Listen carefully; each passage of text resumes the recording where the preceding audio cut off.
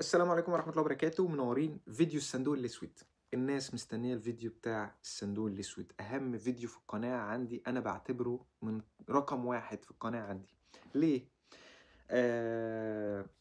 هو عبارة عن حاجة، فكرة الصينيين عاملينها، بتنظم لك وقتك وبتنظم لك فلوسك وبتنظم لك حياتك وبتنظم لك كل حاجة أنت محتاجها عن طريق حاجة اسمها الصندوق الأسود. ده سيستم ماشيين بيه الصينيين كلهم، والحمد لله انا عملت بحث عنه كتير وبدات امشي بيه الفتره اللي فاتت، فقدرت ان انا امسك فلوس كويسه جدا. حتى لو الراتب بتاعي قليل اقدر امسك فلوس، لو الراتب بتاعي كبير اقدر امسك فلوس. لو انت مهتم بالموضوع ده ومهتم ازاي تقدر تحوش فلوس، وانت من الناس المسرفين اللي بتصرف فلوس عمال على بطال ومش عارف تمسك فلوس، لو انت من الناس اللي ايديها بتاكلها زي ما بيقولوا واحنا صغيرين، بيقول لك انت ايدك بتاكلك، ايدك بتقرصك فيها فلوس، بتبعزقها كلها، لازم تتفرج على الفيديو ده. اوكي، استناني بعد الفاصل. السلام عليكم ورحمة الله وبركاته. رجعت لكم تاني بعد الفاصل، ومن أهم الفيديوهات بتاعتي في القناة يعتبر فيديو الصندوق الأسود. وأنا سميته الصندوق الأسود لأنه هو عبارة عن أنا عامل فعلا صندوق أسود، وهو ده اللي مسيستم بيه حياتي. من فترة قريبة يعني قعدت أفكر، هو ليه أنا بقعد أصرف الفلوس كلها؟ ليه دايما على طول اصرف واجي اخر الشهر الاقي مثلا الفلوس متفرتكه كلها، واقول ده المشكله ان الفلوس قليله، مشكله ان انا مثلا قاعد في مكان مثلا الفلوس الرواتب فيه قليله، فانا اروح مكان تاني اعلى او ادور على شغلانه اعلى. عايزك دايما تعرف معلومه، ان كل لما يكون معاك فلوس من صفر للملايين هتفضل طول عمرك عايز اعلى. ده حاجة كده عند الأغنياء اسمها يعني يقول لك عيش مليونير. لو أنت مليونير عيش لو أنت ملياردير عيش إنك مليونير. لو أنت مليونير عيش إن تحت المليونير. لو أنت تحت المليونير عيش إن أنت راجل تقبض قبض عادي، راجل طبيعي. لو راجل طبيعي عيش إن أنت فقير. ليه بيعملوا كده؟ عشان تقدر دايما محافظ على الثروة بتاعتك، أو محافظ على رقم معين كل شهر. آه، دايما بنرمي الحمول والهموم، مش الهموم، دايما بنرمي شماعة الظروف. دايما تقول على شماعة الظروف، يعني ترمي ظروفك على شماعة الظروف، يعني مش عارف اسمها ايه، ولكن دايما بنحمل اخطائنا على شماعة الظروف او الغير يعني.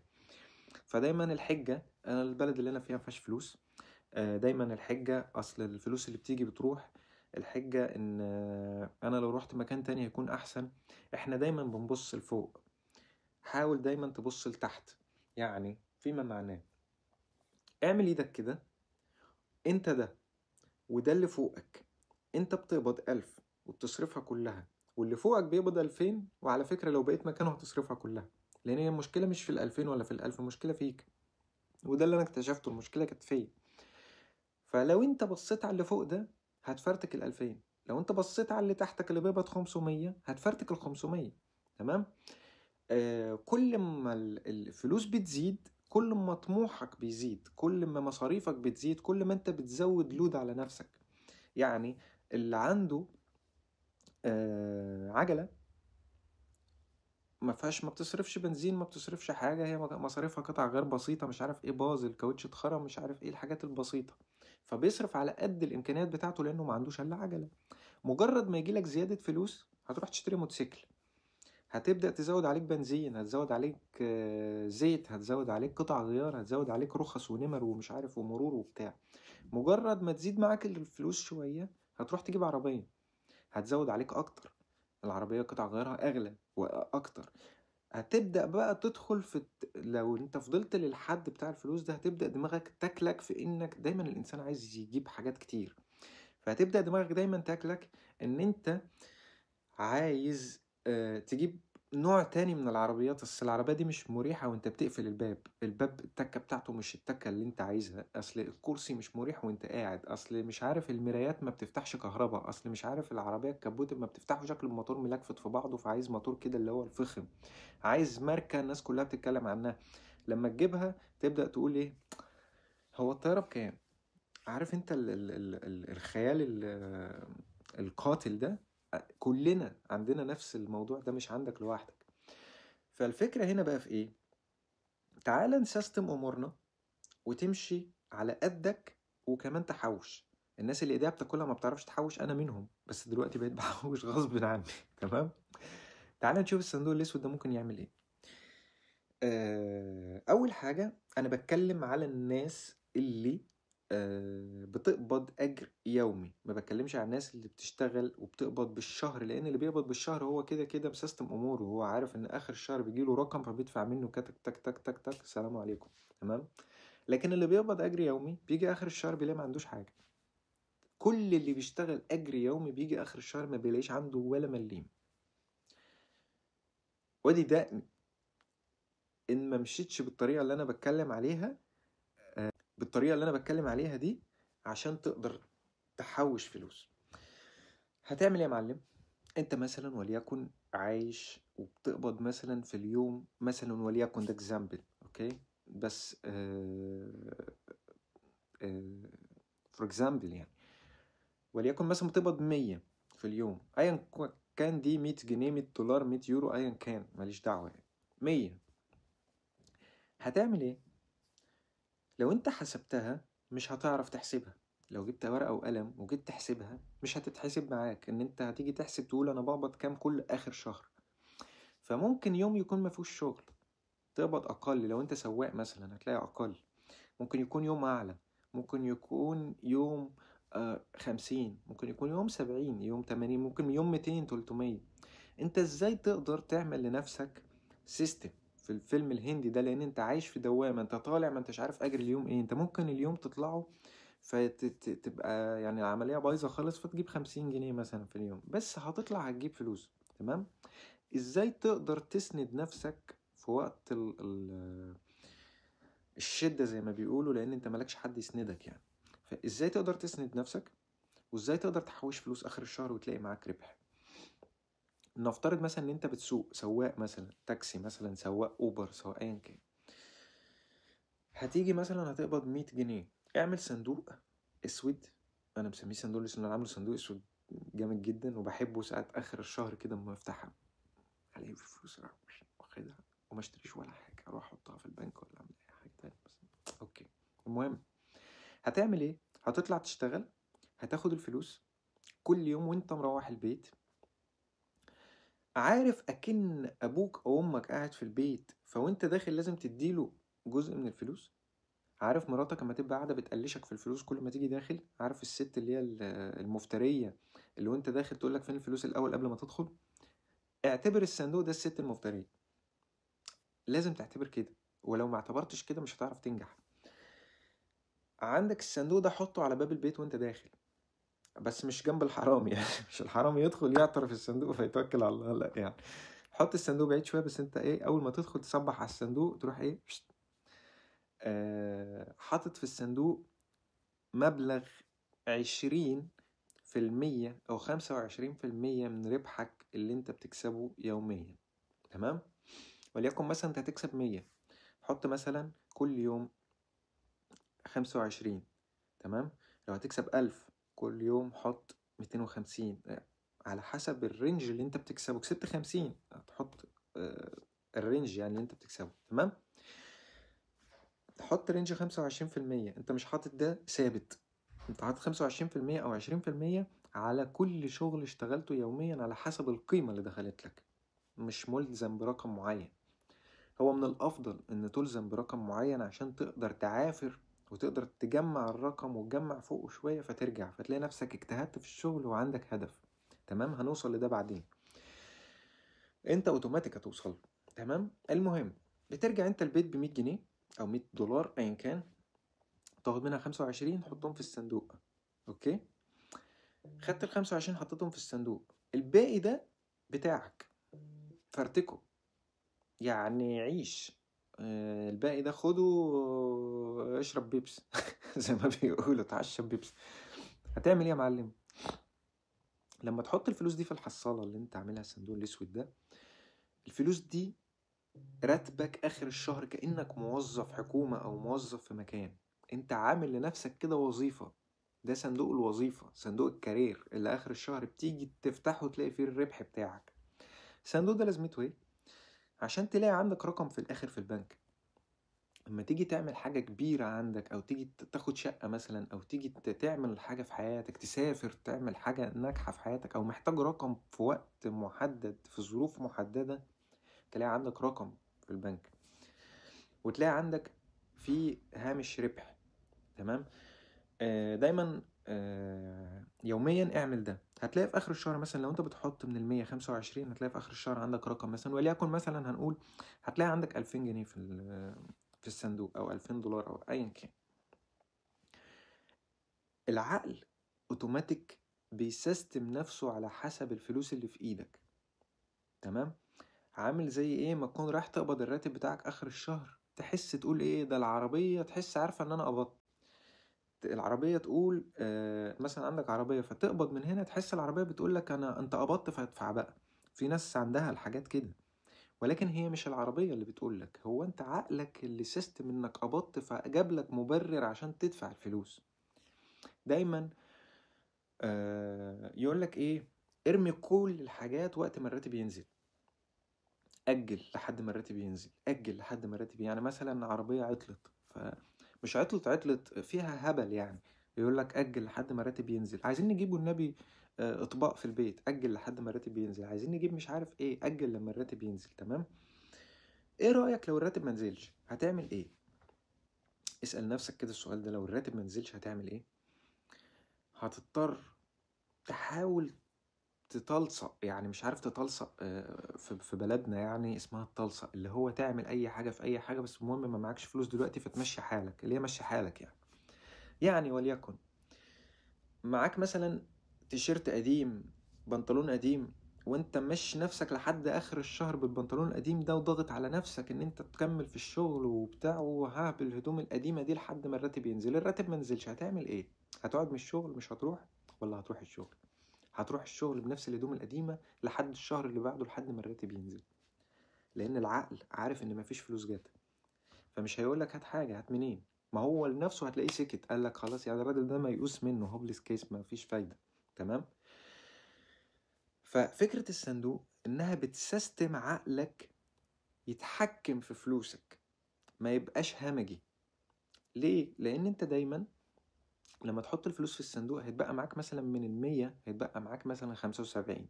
ال75 دول هتدفع، هتشيل مصاريف إيجارك مثلا بتاعت البيت، هتشيل مصاريف الأكل بتاعتك، هتسيستم نفسك، والعقل هيسيستم نفسه على الأولويات فيرست، الأولويات رقم واحد، هو لوحده هيسيستم نفسه كده. ولو انت معرفتش تسيستم نفسك أول فترة يبقى انت فشلت، يبقى انت فاشل، مش هتعرف تظبط الأمور خالص، هتفضل طول عمرك عايش هبلولي يعني. لكن لو قدرت توصل لمرحلة ان انت كمان توفر فلوس من ال75 اللي انت بتاخدهم في اخر الشهر، يبقى انت وصلت لمرحلة النجاح، وده اللي انا وصلت له الحمد لله. دايما يقولك ايه، الفلوس مش هتكفي، ده انا هحتاج عليهم. مش هتحتاج عليهم، انت عقلك اللي عامل كده، عقلك اللي بيقولك انت هتدفع الايجار، وهتجيب اكل، وهتجيب مش عارف شرب، وهتجيب مش عارف ايه، وهتجيب مش عارف ايه، فمش هيتبقى معاك فلوس يا عم، ده اللي جاي على قد اللي رايح. انت ترجمت ده هنا، لكن انت لو مشيت بالسيستم اللي بقولك عليه مش هيترجم هنا. هتدفع اساسياتك، وليكن مثلا انت واخد بيت ب 250، انت معاك 750. تمام. تبقى انت شخص غبي، اسف، تبقى انت شخص غبي لو انت واخد بيت ب700. انت كده مش عايش نفس الاغنياء، زي ما قلنا المليونير بيعيش، الملياردير بيعيش مليونير، المليونير بيعيش تحت، التحت بيعيش تحت. فانت لازم تعيش بفرق الليميت ده. ما ينفعش تبقى تاخد راتب 1000 وتاخد بيت ب700، ينفع تاخد 1000 وتاخد بيت ب250، 300، 350. تمام. متفقين؟ ف... فانت دايما هتدفع الراتب 250، هيتبقى معاك 500. تمام؟ ال 500 اللي باقيين معاك دول، قصدي من الفلوس يعني، هيتبقى معاك 50. تمام؟ نقول نحسبها على 1000 يعني، هيتبقى معاك 500. اوكي؟ ال 500 اللي باقيين معاك دول هتجيب منهم اكل. الاكل مثلا انت بتروح تجيب اكل كتير جدا، نصه بيبوظ وبترمي حاجات وبتاع. لو حسبت النقط دي هتحافظ قوي على الفلوس، وهتعرف ازاي تجيب اكل في الوقت المحدد اللي انت عامل له جدول. هتلاقي عقلك بدأ يبني جدول. انا اجيب اكل ايه النهارده؟ هفطر كذا، طب هتعشى كذا، طب بقيت الاكل بتاع امبارح انا هاكله النهارده عشان ما اصرفش في الهبل وارمي اكل امبارح النهارده واشتري اكل جديد. عقلك هيبدأ يتبرمج لوحده اوتوماتيك. على فكرة الصينيين ماشيين بنفس الفكرة دي كلهم، حتى بيعلموا الأطفال الصغيرين على الفكرة دي، إزاي ما يصرفش الراتب اللي داخله كله أو الفلوس اللي داخله لك كلها. عود نفسك يكون في رقم 25% متشالين على جنب، ما تقربش ناحيتهم حتى لو هتموت، ما تقربش ناحيتهم. الطفل الصغير متعلم ده من وهو صغير، متعلم. أنا آسف، أنا عارف الفيديو طول، ولكن الفيديو ده مهم جدا. أنا قلت لكم إن هو من أهم الفيديوهات في القناة عندي. بس انا بحاول اوصل المعلومة بأبسط طريقة عشان الناس تستوعب الفكرة. تمام؟ ف انت دلوقتي هتدفع 250 الايجار بتاعك، انا هحسبها لك على الايد. شلت 250، تمام، 250 في الصندوق، بقى معاك 750. هتدفع 250 الايجار، يبقى معاك 500. لو صرفت اكل ومواصلات والحاجات الحبشتكنات بتاعتك 200، اتبقى معاك 300. ال 300 دول عقلك بيعمل ايه بقى؟ عقلك هيقول انا محتاج بنطلون، وتبدأ تدخل على المواقع بتاعت الشراء، المواقع بتاعت مش عارف ايه وايه، وتقعد تتفرج. وانت بتتفرج تلاقي عقلك بيقولك ايه، حتى لو انت مش في دماغك اصلا ان انت تشتري حاجة، بتقعد تفر كده في البتاع القناة، البرنامج. اوب، البنطلون ده جامد انا هجيبه، اسحب، انا معايا 300. عقلك هتلاقيه عمال يعمل كده، واجري اجري، اوب، الكشاف ده هجيبه لما النور يقطع. وانت اصلا النور ممكن يكون عندك ما بيقطعش، بس تجيبه خلاص، فاهم؟ اوب، الازازه بتاعت المايه دي شكلها جميل، انا هجيبها عشان احط فيها المايه، عشان وانا رايح مش عارف اتمشى على البحر ولا اتمشى فين، فاحط شويه مايه ويبقى معايا ازازه المايه دي شكلها حلو جدا، مع انك ممكن تشرب في ازازه عاديه يعني، مش هتفرق، طعم المايه هي نفس المايه. وهكذا عقلك يبدأ يبني على ال 300 اللي موجودين. خلاص، هو عقلك نسي ال 250 الموجودين في قلب الصندوق الأسود، هو نسيهم أصلا، مش موجودين في الأكاونت بتاع البنك، في الفيزا. والناس اللي عايشة بره مصر عارفين الموضوع ده سهل جدا، لأن الفيز موجودة عندنا. مجرد ما بتعملها بس على المكنة كده، بتسحب الفلوس، بتشتري جري أسرع حاجة تعمل كده، تشتري. فهي فكرة حلوة، وفكرة في نفس الوقت بتاكل فلوسك بدون ما تحس. دايما يقولك ايه في الصين، يقولك، على فكرة انا عملت دراسة كبيرة جدا عن الموضوع ده عشان اقدر اسستم الموضوع يعني. دايما يقولك في الصين، اشتري كاش وما تشتريش بالفيزا. ليه؟ اشتري كاش وما تشتريش بالفيزا عشان تحس بالفلوس وانت بتدفعها.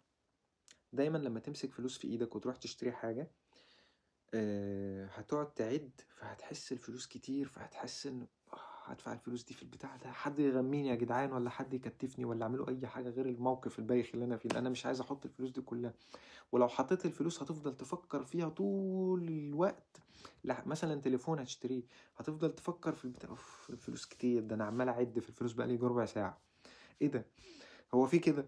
وهتدفع وهتبقى زعلان وحاسس ان انا طيرت الفلوس كلها عشان حتة البلاستيك ولا حتة الحديدة اللي جبتها دي. طب وتحاول بقى عقلك يقنعك ان هي الفكرة، ما انت اشتريتها يا عم ما هتنفعك، ما انت اشتريتها يا عم ما مع انك ممكن تجيب اقل منها مستعمل، مثلا من على حاجة موقع ولا حاجة مستعمل، نفس الكفاءة ونفس كل حاجة وبرقم اقل.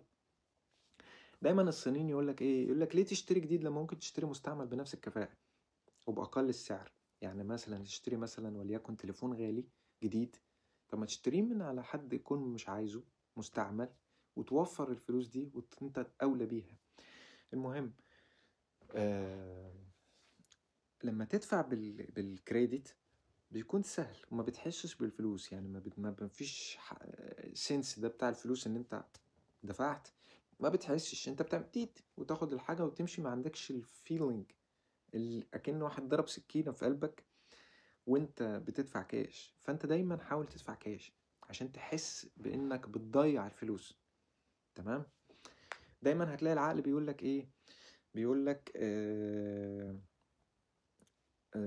شوف ايه عندك بايظ بسرعة ما انت معاك فلوس. هو العقل ده متخلف، انت لازم تعمل له كنترول كده، تقفله وتسيطر عليه. انت اللي لازم تتحكم فيه، مش هو اللي يتحكم فيك. العقل ده عبارة عن سوفت وير انت اللي بتبرمجه. لو هو اللي بدأ يتحكم فيك عشان يوجد لك أولويات تشتريها بالفلوس، يبقى انت كده ملكش لازمة. والعقل اللي بيحركك اتعود على انه يصرف، فلو اتعود على انه يصرف انت كبدني هتشتغل تشتغل تشتغل، وده هو اللي ماشيك غلط. فانت لازم تمشيه وتعلمه الالف والب زي الاطفال الصغيرين ما كنا بنعلمهم واحنا صغيرين، او كنا بنتعلم واحنا صغيرين، يقولك هنا غلط هنا صح، هنا صح هنا غلط هنا صح. العقل نفس القصة، لازم انت اللي تسيستمه وتتحكم فيه. زي الطفل، لو الطفل سبته كده ممكن يعمل حاجات صح ممكن يعمل حاجات غلط، بس هو طفل ما يعرفش. العقل ده نفس القصة، نفس اكنك بتربي عيل صغير. لو ربيت العقل من وهو صغير، يعني ده حاول تنميه في ولادك ازاي يعرف يحوش. في الصين عاملين ايه، جايبين الاطفال وبيدوهم المصروف، بيديهم المصروف بتاع اليوم. فدايما يديله المصروف بتاع اليوم ويقول له، حتى في المدرسة يديله مصروف اليوم مثلا وليكن ربع جنيه مثلا. تمام. يعني وانا صغير كنت باخد ربع جنيه وبريزة انا لما خدت ربع جنيه ده كان اعجاز. المهم يديله مثلا ربع جنيه ويقول له لازم تشيل 25% من الربع جنيه، اتصرف ماليش. يعني هتلاقي الطفل يعمل ايه، يقول لك انا مش عارف اصلا 25% دي من الربع جنيه يعني ايه، فيروح شايل لك مثلا، يقول لك انا هشيل مثلا 15 قرش، ولا اشيل مثلا ريال مثلا واصرف باريزة. فالطفل بدأ يتعود على كده، يوميا ياخد الربع جنيه يحط البتاع في الحصالة ويتكل على الله. فاهم، يصرف نفسه بالفلوس اللي معاه، نفعت نفعت ما نفعتش خلاص. هما معودينه كده. بدأوا يشجعوا الأطفال. يعني الناس اللي عايزة تستفسر عن الموضوع ده، شوف تنمية الأطفال في الصين ازاي بيربوا الأطفال على الحفاظ على الفلوس يعني. تمام. هحاول اجيب لكم اللينك بتاع الفيديو تتفرجوا عليه برضو. فالمهم عملوا لهم ايه، عملوا للأطفال في المدرسة صندوق. الصندوق ده بيقول لهم، المدرس بيقول لهم الصندوق ده كل يوم، بس المدرس كل يوم بيحط في قلب الصندوق جنيه مثلا. يعني ولي اكزامبل، انا ما اعرفش انا بقول لكم بالعملة المصرية عشان الناس تعرف. يعني جنيه، المدرس يوميا بيحط جنيه، يوميا بيحط جنيه. تمام. فقال للأطفال أنا هاجي يوم 30 في الشهر وكل واحد يجيب الصندوق بتاعه ونفتحه. أكتر واحد هيطلع معاه فلوس في الصندوق هياخد الفلوس اللي في الصندوق اللي أنا بحطها. فبدأ الأطفال يعملوا إيه؟ بدأ الأطفال يتسابقوا على إنهم يحطوا فلوس في الحصالات بتاعتهم ويجوا على احتياجاتهم الشخصية عشان يكسبوا الفلوس الأكتر. بص عمل له إيه؟ عمل للعقل تربية إن هو يبدأ يحط فلوس عشان يسابق صحابه، لأن صحابه أكيد بيحط أكتر ما هو ما يعرفش. صحابه مش هيقولوا له، لأن هو سباق لعبة. اما تحط فلوس، انا حطيت دلوقتي جنيه 2 جنيه 3 جنيه، ممكن صاحبي يكون حط 5، انا هحاول احط زيادة، احاول مثلا بدل ما اجيب مثلا النهاردة اجيب سندوتشين، اجيب سندوتش احط. بدل ما اجيب مثلا النهاردة، ما ينفعش اجيب نص سندوتش، عارف انت اللي هو الاطفال العباقرة دي، ما ينفعش اجيب نص سندوتش، هاجي على نفسي النهاردة بكرة اجيب سندوتش فبدأ عقله يسيستم ان هو لازم يحط في الحصة. هم عاملين الفكرة مش عشان يدوله الفلوس ولا بتاع، ما هياخد الفلوس وهم بيرضوهم في الاخر بيدوهم كلهم هدايا وحاجات، بس هم عاملين الفكرة عشان يعودوه يتبرمج على ان دايما يوميا يحط فلوس في الحصالة، عشان لما يفتحها في اخر الشهر يلاقي فيه ناتج فيتفاجئ. لو جه على نفسه النهاردة بكرة هيلاقي فيه ناتج حلو فيقدر يجيب منه كل اللي نفسه فيه. يعني انت الأطفال دي عملت ايه؟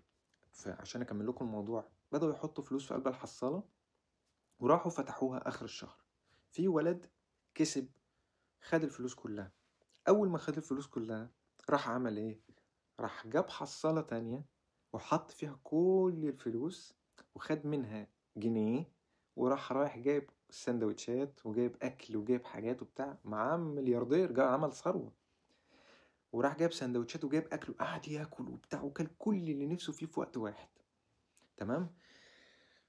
وتاني يوم خد الراتب بتاعه المصروف وراح حاطط في الحصالة مع اللي هو كسبه مع اللي كان محوشه. الراجل الولد ده بقى معاه ثروة في الحصالة. وصل لمرحلة، هم عملوا بحث على الأطفال يعني، وصل لمرحلة إن هو بدأ يجيب حصالات تانية، لأن الحصالة دي ما عادتش مكفية، وطفل صغير ما ينفعش يفتح حساب في البنك. فالولد الصغير ده أهله بيبصوا تحت السرير عنده، لقوا عنده 22 حصالة مليانين فلوس. 22 حصالة صندوق اسود تحت السرير، حاططهم فاردهم تحت السرير مليانين فلوس. تخيل الموضوع، طفل صغير وصل لمرحلة ايه. فتحوا الحصالات الفلوس، لقوا رقم الفلوس اللي موجودة في قلب الحصالات اللي هو قدر يستثمرها ويحوشها من الربع جنيه اللي بياخده او الفلوس القليلة اللي بياخدها كل يوم. والولد عايش زيه زي اصحابه، اموره كلها تمام، بس عقله بدأ يتسيستم، ياخد الربع جنيه يحطه في الحصالة ويتكل. مفيش. اعتبر ان انت ما بتخلكش غير باريزة مثلا. انا بتكلم بارقام، مش عارف الناس عارفاها ولا لا، الحاجات دي كانت قديمة. انا معلش انا قديم شوية. اعتبر مثلا انت اللي داخل لك جنيه، وانت اصلا بتاخد مثلا 3 جنيه، فانت بتحط 2 جنيه وبتاخد جنيه او جنيه ونص وبيبقى لك جنيه ونص. معرفش برضو الناس هتعرف الكلام ده، انا بتكلم عن الناس المصريين يعني. هتكلم بالدولار عشان الناس بيجي لك 3 دولار، تحط دولار ونص ويجي لك دولار ونص. اعتبر ان انت ما بتخلكش غير دولار ونص. تمام. وجرب الفكرة. لو الفكرة ما نجحتش معاك وانت معرفتش تخلي عقلك يتسيطر على الفكرة وتبقى اوتوماتيك لوحدك تعملها كل شهر او كل يوم تعملها، وتفتح الحصالة تفرح باللي فيها وتعينهم ما تجيش ناحيتهم، الحصالة دي بالفلوس دي هي اللي هتسندك في يوم الزنقة اللي انت هتحتاجه. مش هتحتاج تتكلم حد على فلوس. الحمد لله، فضل ونعمة من ربنا يعني. انا عمري ما كلمت حد على اني اخد منه فلوس، ما طلبتش فلوس من حد في حياتي قبل كده، والحمد لله ربنا يكرم يعني، وما اطلبش من حد خالص. انا قبل كده ما كنتش عامل موضوع الحصاله، بس انا كنت بعرف ازاي امسك فلوس شويه، لكن دلوقتي بقى بعد الموضوع كويس جدا. المهم، عشان ما اطولش عليكم، الفيديو طول جدا.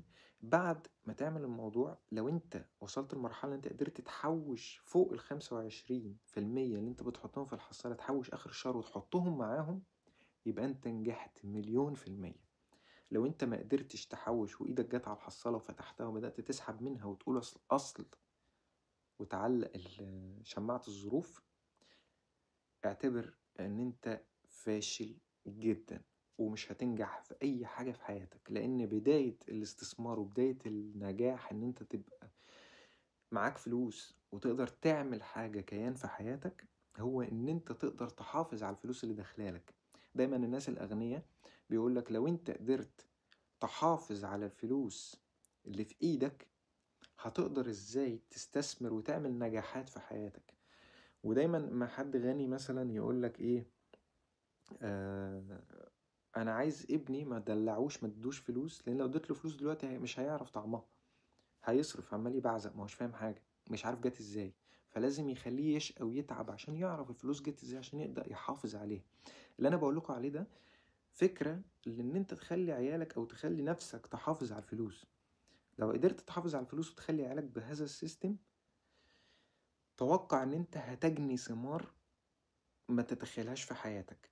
والله العظيم زي ما بقول لكم، مش هتتخيل اللي انت هتجنيه في حياتك. ولا هتستنى حد يديك فلوس، ولا هتستنى مساعدات، ولا هتفكر في حد، ولا هتعتمد على ان حد يلوي دراعك في شغل ولا اي حاجة. لان انت في يوم وليلة لو مثلا سبت الشغل، عندك رصيدك انت عامله. لو مثلا حصل اي ظروف، حاجة فجأة جت، تعب حصل اي حاجة، عندك رصيدك. ومستمر في ان انت بتحوش، بتحط في الحصالة دي الصندوق، عمال تحوش ومسيستم امورك. هو انا ده نظام حياتي، انا حياتي ماشية كده. داخل لي 1000 يورو مثلا، بحط 250، الباقي بسيستم نفسي بيه. قدرت احوش منه احوش، ما قدرتش احوش خلاص سلام عليكم. هو اللي داخل لي ده، اللي داخل ده، انت خلي العقل هو اللي داخل لي ده 750. ما فيش تيجي تاخد مثلا تقول انا بدل ما اخد البيت اللي انا فيه اخد بيت اكبر. لو خدت بيت اكبر وانت فلوسك بهذا المنطق 750، يبقى انت جيت على نفسك. لا، خليك زي ما انت. يبقى انت كده عملت ايه؟ لو انت ملياردير عايش بعيشة المليونير، عملت السيستم بتاع الحياة اللي هم بيتكلموا عليه. حاول تفهم الفيديو كويس. والله العظيم انا عامل الفيديو ما هتلاقي حد بيقولك النصايح دي. والله انا نفسي ماشي بيها، وبدات اقول لاصحابي يمشوا بنفس الطريقه، وفي ناس كتير نجحت فيها الحمد لله، وهتمسك فلوس حلوه جدا مش هتتخيلها. وما تستقلش برقم اللي صغير اللي انت بتحطه في الحصاله. شهر في شهر في شهر في شهر هتلاقي معاك رقم انت مش متوقعه. الله يوفق الجميع. وهستأذنكم تعملوا لي اشتراك في القناه وتفعلوا زر الجرس وشير للناس عشان تستفاد، ولايك بقى وحركات من دي. ويا ريت الناس تتفاعل شويه في موضوع اللايك والحاجات دي، عشان ابدا اعمل لكم فيديوهات اكتر ونفيد بعض يعني. تمام، حاول تعم الفايده يعني. اي حد محتاج حاجه يكتب لي في الكومنتات. سلام عليكم.